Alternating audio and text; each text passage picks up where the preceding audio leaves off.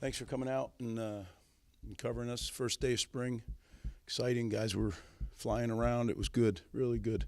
New staff members kind of gelled in very quickly, and overall, great start. But got a lot of work to do, a ton of work. We're excited to get to doing the work, so I'll answer anything I can. I know it's early, obviously, but who's in the mix to replace Holland at left tackle? Yeah, right now, Ty Needham's over there working at the left tackle. We'll move people around and see who does it best.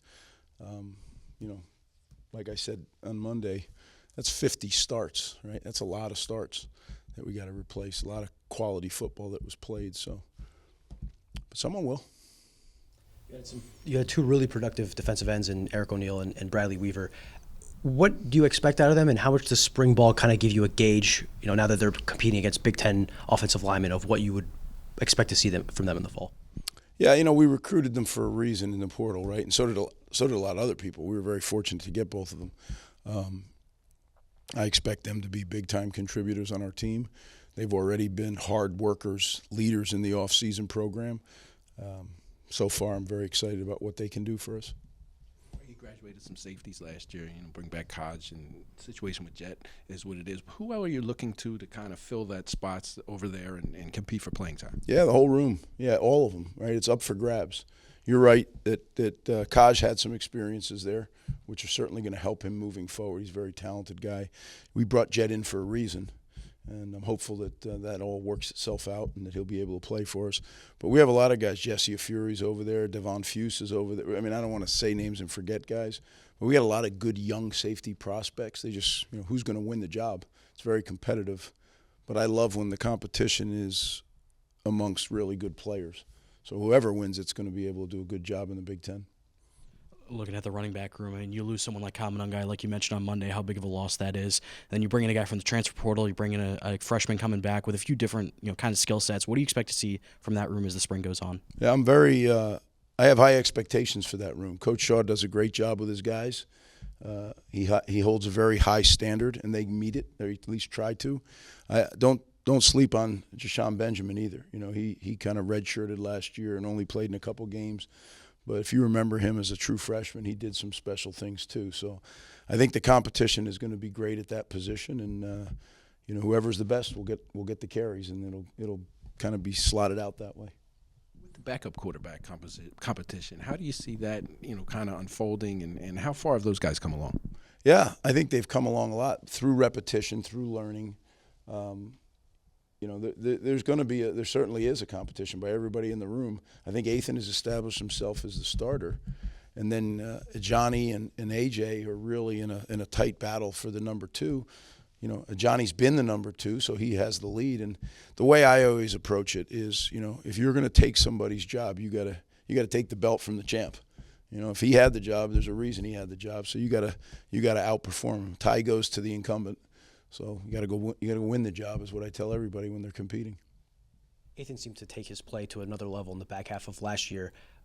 How much do you expect that to transition? Do you think that was maybe a blip, or do you think that's something that he can consistently do, going forward? And why do you think that was? Why do you think he was able to play better at the back half of the year?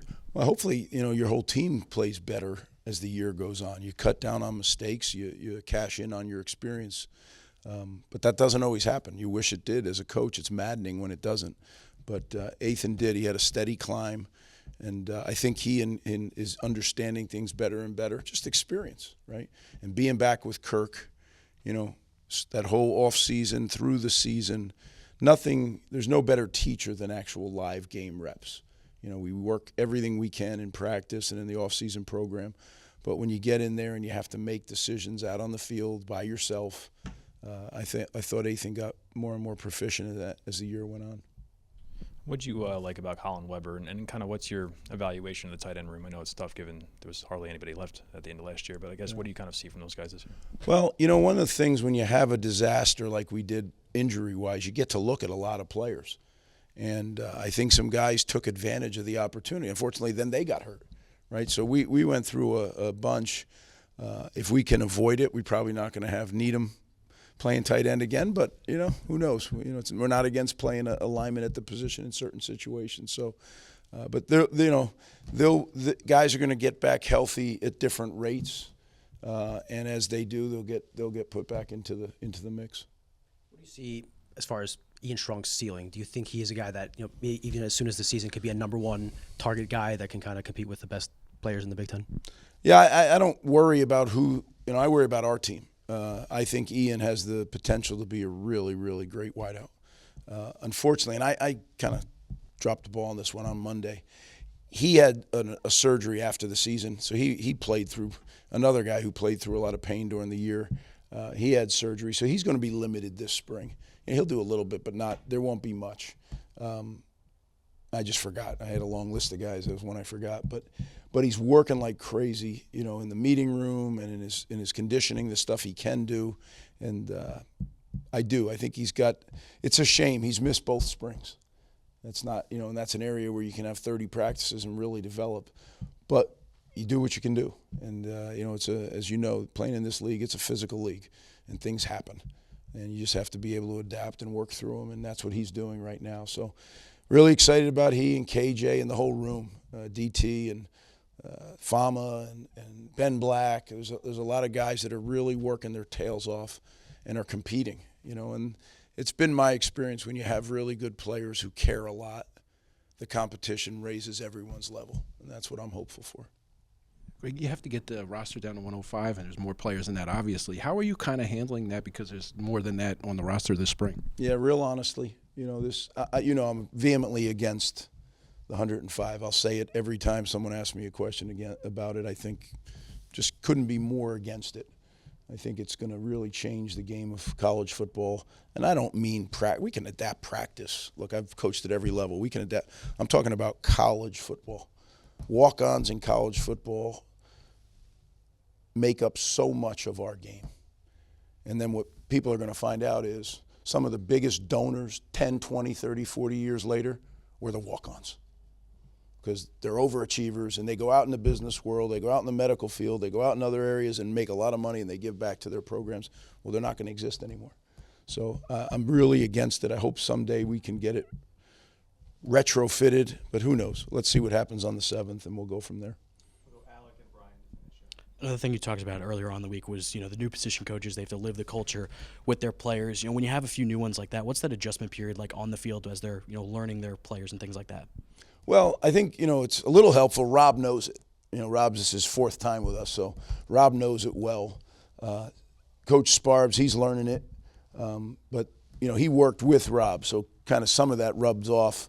And then same thing with Coach Vic. Vic worked with Rob too. So some of that is there's a what would you call it, a kind of a tangential learning that's gone on.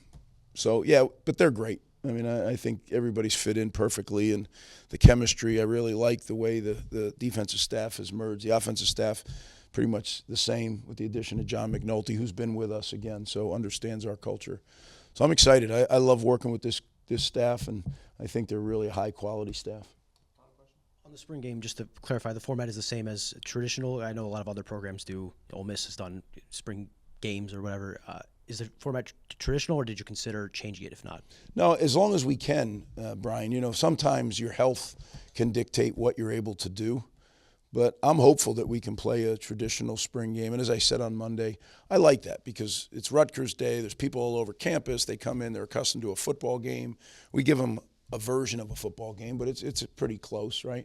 And we play a lot of people, and everybody gets a look. And quite honestly, the 125 or the 105, if that's in existence come that after the 7th, that'll give some guys a chance to get a little film too, that they can use to, if they're going to leave because they need a spot, they can use that film in addition to practice film to try to, put their best foot out there for another program.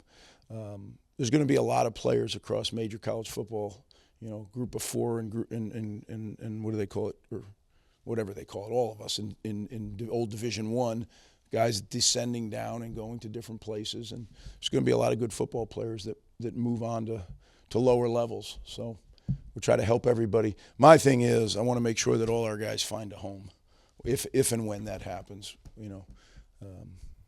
but I'll work hard at that, and the staff will as well. All right. Hey, guys, thanks again for covering us, and I appreciate that you give us, especially in the off season here in the spring, that you do this. All right, thank you.